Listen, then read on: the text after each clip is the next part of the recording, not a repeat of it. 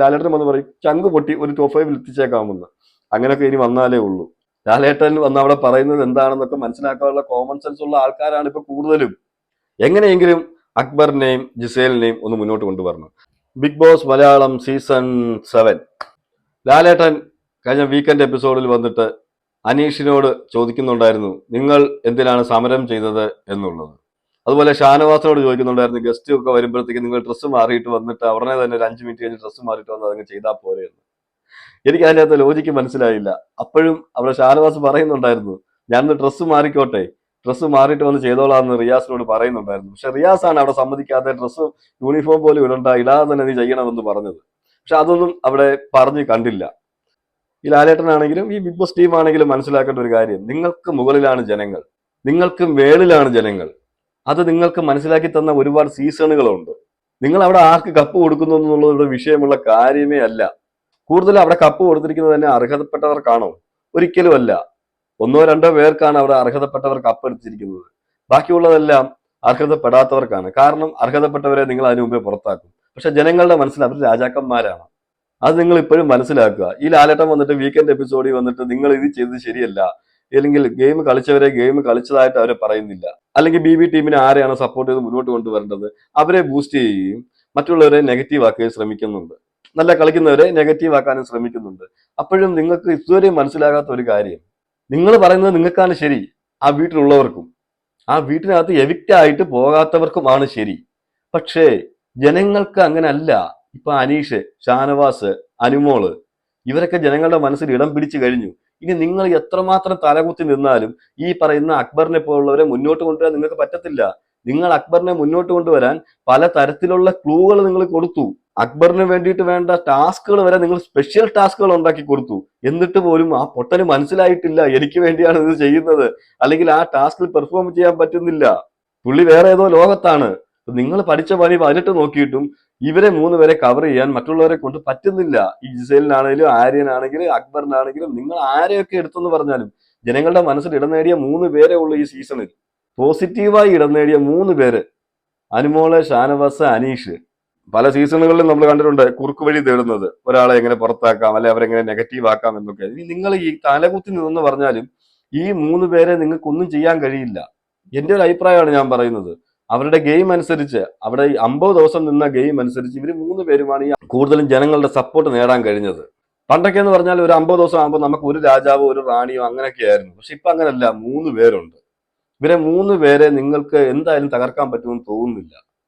കാരണം അവർ കൃത്യമായ ഗെയിം പ്ലാനോട് കളിക്കുകയും കൃത്യമായി ഗെയിം കളിക്കുകയും അവരെ 24/7 ജനങ്ങൾ കണ്ടുകൊണ്ടിരിക്കുകയും ചെയ്യുന്നു. പണ്ടൊക്കെ ഈ 24/7 ഒന്നും ആരും കാണത്തില്ലായിരുന്നു. ഈ റോബിന്റെ സീസൺ മുതലൊക്കെയാണ് 24/7 ഇത്രയും പ്രാതിനിധ്യം ജനങ്ങൾക്കിടയിൽ ലഭിച്ചത്, അവർ കാണാൻ തുടങ്ങിയത്. അതിനുശേഷം നിങ്ങൾ ശ്രദ്ധിച്ചാൽ മനസ്സിലാവും, റോബിനെ ഇങ്ങനെയുള്ള രീതിയിൽ ഇറക്കി വിട്ടു. റോബിൻ ഒന്നുമല്ല, പുച്ഛത്തോടെ ഇറക്കി വിട്ടു. പക്ഷെ റോബിൻ രാജാവായി. ജയിച്ചവരെ എവിടെ പോയി? ജയിച്ചവരെ ആർക്കും അറിയത്തില്ല ഇപ്പോഴും. റോബിൻ ഒറ്റ പേരേ ഉള്ളൂ സീസൺ 4-ന്. അതുപോലെ രജിത് കുമാർ സാറിന്റെ സീസൺ, രജിത് സാറിന്റെ സീസണിൽ എന്താ സംഭവിച്ചത്? ഇപ്പോഴും രജിത് സാറാണ്. ബാക്കിയുള്ളവർ എവിടെ പോയി? ഒന്നാമത്തെ സീസൺ പേർലിമാണി, സാബു, ബാക്കിയുള്ളവരെവിടെ? ബാക്കിയുള്ളവരെ ഒന്നും ശ്രദ്ധിക്കുന്ന പോലുമില്ല ജനങ്ങൾ. അപ്പൊ അങ്ങനെയാണ് ഇതിന്റെ പാറ്റേൺ. ഇപ്പൊ നിങ്ങൾ എത്രമാത്രം തകർക്കാൻ ശ്രമിക്കുന്നു അത്രമാത്രം ഇവർ മുന്നിട്ടുകൊണ്ടേയിരിക്കും. ജനങ്ങളുടെ മനസ്സിൽ അവർ ഇടം പിടിക്കും. നിങ്ങൾ അവരെ നെഗറ്റീവ് ആക്കാൻ വേണ്ടി എന്ത് ഗെയിം കളിച്ചെന്ന് പറഞ്ഞാലും വെളിയിലിരിക്കുന്ന ജനങ്ങൾ ഈ ലാലേട്ടൻ പറയുന്നത് മൊത്തമായിട്ട് അങ്ങ് വിഴുങ്ങുന്ന ആൾക്കാരല്ല. അല്ലെങ്കിൽ ബിഗ് ബോസിന്റെ സ്ക്രിപ്റ്റ് എഴുതി കൊടുക്കുന്നവരോ ഡയറക്ടറോ പറയുന്നത് പോലെ ലാലേട്ടൻ വന്ന് അവിടെ പറഞ്ഞു കഴിഞ്ഞാൽ കേൾക്കുന്ന ജനങ്ങളാണോ ഈ 4.5 കോടി ജനങ്ങൾ? ഒരിക്കലും അല്ല. ഇത്ര ശതമാനം ചിലപ്പോൾ കേൾക്കും. അതും ഇപ്പൊ ഇല്ല. ലാലേട്ടൻ വന്ന് അവിടെ പറയുന്നത് എന്താണെന്നൊക്കെ മനസ്സിലാക്കാനുള്ള കോമൺ സെൻസ് ഉള്ള ആൾക്കാരാണ് ഇപ്പൊ കൂടുതലും. അവരിപ്പോ 24/7 കാണുന്നുണ്ട്. നിങ്ങൾ എപ്പിസോഡിൽ കാണിക്കാത്തല്ല, അവർ 24/7 വന്ന് കാണുന്നുണ്ട്. അതുപോലെ ഇപ്പൊ റിവ്യൂകൾ ശ്രദ്ധിക്കുന്നുണ്ട്, പലരുടെയും വീഡിയോസ് ശ്രദ്ധിക്കുന്നുണ്ട്, സത്യങ്ങൾ മനസ്സിലാക്കുന്നുണ്ട്. അപ്പം നിങ്ങൾ തലകുത്തി നിന്നാലും ഈ പറയുന്ന ആൾക്കാരെ ഒന്നും നെഗറ്റീവ് ആക്കാൻ പറ്റത്തില്ല. ഞാൻ ഇത്രയും പറയാൻ കാര്യം, എനിക്ക് ഫീൽ ചെയ്ത കാര്യമാണ്. ഇവരെ 3 പേരെ ശരിക്കും ബി ടാർഗറ്റ് ചെയ്യുന്നുണ്ട്. അനുമോളുടെ സീനുകൾ കട്ട് ചെയ്യുന്നു. അതുപോലെ അനീഷിനെയും ഷാനവാസിനെയും പക്ക നെഗറ്റീവ് ആക്കാൻ ശ്രമിക്കുന്നുണ്ടായിരുന്നു. അനീഷിനെ ഇപ്പം ഷാനവാസുമായിട്ടൊരു ഫ്രണ്ട്ഷിപ്പ്, അത് നല്ല രീതിയിൽ അത് പറഞ്ഞു കൊടുക്കുകയും ചെയ്തു. പക്ഷെ അതൊരു നല്ല കാര്യത്തിനല്ല ഇവർ ആദ്യം ചെയ്തത്. സത്യത്തിൽ ഇവർ മറ്റുള്ളവരുമായിട്ടും അനീഷ് ഇങ്ങനെ ഫ്രണ്ട്ഷിപ്പ് രീതിയിൽ പോകണം. അനീഷ് എന്നിട്ട് ഒരു ഗ്രൂപ്പിന്റെ അണ്ടറിൽ ആവണം.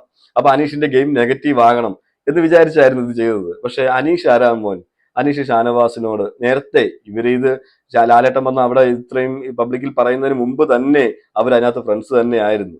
പക്ഷെ ഇപ്പൊ അവരൊന്നും കൂടെ ഊട്ടി ഉറപ്പിക്കാൻ കഴിഞ്ഞു എന്നുള്ളതാണ് അവരുടെ ബന്ധം. പക്ഷെ ഇങ്ങനൊരു ബന്ധം ഒരിക്കലും ഇനി അതിനകത്ത് ഉണ്ടാകാൻ പോകുന്നില്ല. എന്റെ കാൽക്കുലേഷനിൽ ഷാനവാസ് അനീഷ് ഷാനവാസിനെയും ചതിക്കില്ല. ചതിക്കുമെന്ന് ഓരോരുത്തരും അവിടുന്ന് വീഡിയോ ചെയ്യത്തേ ഉള്ളൂ വെളിയിരുന്നുണ്ട്. പക്ഷെ എനിക്ക് ചതിക്കുമെന്ന് തോന്നുന്നില്ല, ഒരിക്കലും അത് ചെയ്യത്തില്ല. ഷാനവാസിൽ അങ്ങനെ ഒരു ക്വാളിറ്റി ഞാൻ കണ്ടിട്ടുണ്ട്.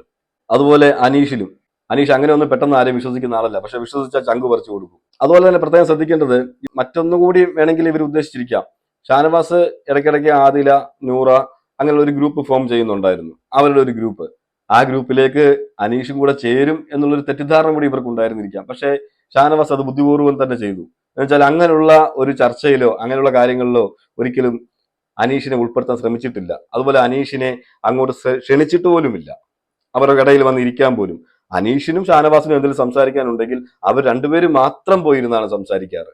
അത് ഇപ്പോഴും അവർ ഗ്രൂപ്പായിട്ട് ചേർന്ന് ഒരിക്കലും കളിക്കുന്നില്ല. അങ്ങനെ ഒരു ഗ്രൂപ്പിസത്തിലേക്ക് ഷാനവാസ് കൊണ്ട് ഈ അനീഷിനെ ഇടും എന്നാണ് ബി പ്രതീക്ഷിച്ചിരുന്നത്. പക്ഷെ അത് ഷാനവാസ് ചെയ്യത്തില്ലെന്നല്ല, അങ്ങനെ ചെയ്യാനാണെങ്കിൽ ഷാനവാസിന് എപ്പോഴേ ചെയ്യാമായിരുന്നു. അപ്പോൾ ആ പ്ലാനും അവിടെ പൊളിഞ്ഞു. എങ്ങനെയെങ്കിലും അക്ബറിനെയും ജിസേലിനെയും ഒന്ന് മുന്നോട്ട് കൊണ്ടുവരണം. ആര്യനെ ഇപ്പൊ ഒരു തള്ളിക്കളഞ്ഞ പോലാണ്. KP നമ്പൂതിരിസിന്റെ പരസ്യം കിട്ടുന്നത് കൊണ്ട് ആര്യനെ ഒരു പരിധി വരെ നിർത്തും. അത് കഴിയുമ്പോൾ ആര്യനെ കളയും. ഒരു 70-75 ദിവസം, കൂടി വന്ന 2 ആഴ്ച, അതിൽ കൂടുതലൊന്നും ആര്യം പോകത്തില്ല. വോട്ടിങ്ങിന്റെ രീതിയൊക്കെ വെച്ച് നോക്കിയാൽ എപ്പോഴേ പോകേണ്ട സമയം കഴിഞ്ഞു. ഇവരെല്ലാം പറയുന്നത് ജനങ്ങൾ വോട്ട് ചെയ്യുന്നതുകൊണ്ടാണ് കറക്റ്റാണെന്ന്. എനിക്ക് തോന്നുന്നില്ല. ഈ പറയുന്ന റെനേക്കാൾ വോട്ട് കുറവാണോ വോട്ട് കൂടുതലാണോ ആര്യനെന്നൊക്കെ ഞാൻ ചിലപ്പോൾ ചിന്തിക്കാറുണ്ട്. കുറെ പേരെ ഈ ബിഗ് ബോസ് ടീം സംരക്ഷിക്കാൻ ശ്രമിക്കും തോറും സംരക്ഷിക്കാൻ ശ്രമിക്കുന്നവർ പക്ക നെഗറ്റീവിലേക്ക് തന്നെ പോകാറാണ് പതിവ്. അത് ഈ സീസണിൽ നടക്കുന്നുണ്ട്. പക്ഷേ ഇവർ ടാർഗറ്റ് ചെയ്യുന്നവർ നല്ല ഹൈപ്പിലേക്ക് പോവുകയും ചെയ്യുന്നുണ്ട്. ആ 3 പേര് ഇപ്പോഴും ഇവിടെ തന്നെ ഉണ്ട്. ആ 3 പേരെ ഏതെങ്കിലും രീതിയിൽ ഇനി ബി എന്തെങ്കിലും ഗെയിം കളിച്ച് റോബിനോട് കാണിച്ചതുപോലെ എന്തെങ്കിലും കാണിച്ചെങ്ങാനും പുറത്താക്കാൻ പറ്റിയാൽ മാത്രമേ ഉള്ളൂ. ഇതിനകത്ത് ഇപ്പോൾ ഒരാൾ പുറത്തായെന്ന് പറഞ്ഞാലും അതിനകത്ത് ഒരാൾ വെളിയിൽ പോയെന്ന് പറഞ്ഞാലും ആ വോട്ടും എങ്ങും പോത്തില്ല. ജയിക്കുന്ന ഒരാൾക്ക് അവർ മൊത്തമായിട്ട് ചെയ്യുമെന്നാണ് എനിക്ക് തോന്നുന്നത്. എന്നുവെച്ചാൽ ഈ 3 പേരെയും ഒരുപോലെ ഇഷ്ടപ്പെടുന്നവരുണ്ട്.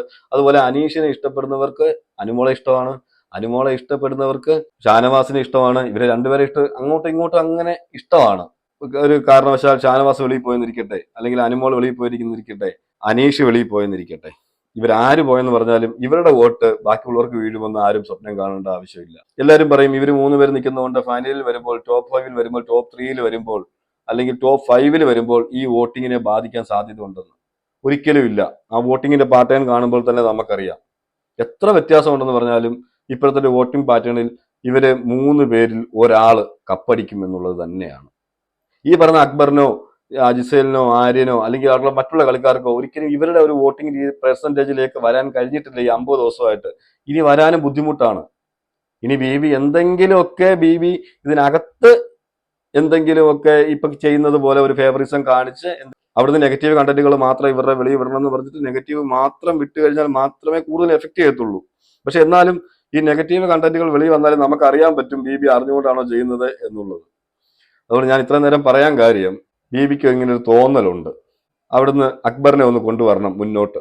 ഓക്കെ, അക്ബറിന് കപ്പ് വരെ കൊടുത്താൽ കൊള്ളാമെന്നുണ്ട്. ഇപ്പൊ തന്നെ ആ കപ്പ് എടുത്ത് അക്ബറിന്റെ കൈ കൊടുത്താൽ കൊള്ളാമെന്ന് ഈ പറയുന്ന ടീമിനും ഈ ഡയറക്ടർക്കും ഒക്കെ ഉണ്ടെന്നാണ് എനിക്ക് തോന്നുന്നത്. അതിന് ഒരു കരുവാക്കുന്നു ലാലേട്ടനെ. അത് നടക്കില്ല എന്ന് തന്നെയാണ് എനിക്ക് ഇപ്പോൾ ഈ 50 ദിവസത്തിൽ എനിക്ക് പറയാനുള്ളത്. അക്ബർ ഈ നിൽക്കുന്ന സിറ്റുവേഷനിൽ നിന്ന് താഴോട്ട് പോകുന്നതല്ലാതെ മേളിലോട്ട് വരുമെന്ന് എനിക്ക് തോന്നുന്നതേ ഇല്ല. അതുപോലെ ആരെ നിൽക്കുന്നിടത്തോളം കാലം ജിസൈലിനും ഒരു മേൽക്കോയ്മ കിട്ടാൻ ചാൻസ് കുറവാണ്. എനിക്ക് തോന്നുന്നു ആര്യം പൊക്കഴിഞ്ഞാൽ കുറച്ചൊക്കെ ജിസൈൽ ഒറ്റയ്ക്ക് കളിക്കുമെന്ന് എനിക്ക് തോന്നുന്നു. ഈ ആര്യനേക്കാൾ കൂടുതൽ ഈ അക്ബറിനെയും മറ്റുള്ള ടീമിനെയും ജിസൈൽ നല്ല പഠിച്ചു വെച്ചിട്ടുണ്ട്. പക്ഷെ ജിസൈലിനെ കളിക്കാൻ പറ്റുന്നില്ല. ജിസൈൽ കളിച്ചു തുടങ്ങിയാലും ജിസൈലിന് നെഗറ്റീവ് വരുന്ന എവിടെയാണെന്ന് വെച്ചാൽ ജിസൈലിന്റെ വിഷയത്തിൽ ആര്യം കയറി ഇടപെടുമ്പോഴാണ്. ആര്യന് അപ്പോഴും ഒരു വിലങ്ങുതടിയാണ് അവിടെ ജിസൈലിന്. അങ്ങനെ വന്നെന്ന് പറഞ്ഞാലും ഒരു ടോപ്പ് 5-ലേക്കൊന്നും വരാനുള്ള ഒരു കണ്ടസ്റ്റന്റ് ആയിട്ട് എനിക്ക് ജിസേലിനെ തോന്നിയിട്ടില്ല. പിന്നെ ഈ പറയുന്ന പോലെ ഉന്തിത്തള്ളി കയറ്റി വിട്ടാലേ ഉള്ളൂ. ചങ്ക് പൊട്ടു അല്ലെങ്കിൽ എന്ന് പറയുന്ന പോലെ ചങ്ക് പൊട്ടി, ലാലേട്ടൻ വന്ന് പറയും ചങ്ക് പൊട്ടി ഒരു ടോപ്പ് 5-ൽ എത്തിച്ചേക്കാമെന്ന്. അങ്ങനെയൊക്കെ ഇനി വന്നാലേ ഉള്ളൂ. എന്തായാലും ഈ പറഞ്ഞതിനെ കുറിച്ച് നിങ്ങളുടെ അഭിപ്രായങ്ങൾ കമന്റ് ചെയ്യുക. മറ്റൊരു വീഡിയോ ആയിട്ട് നമുക്ക് കാണാം.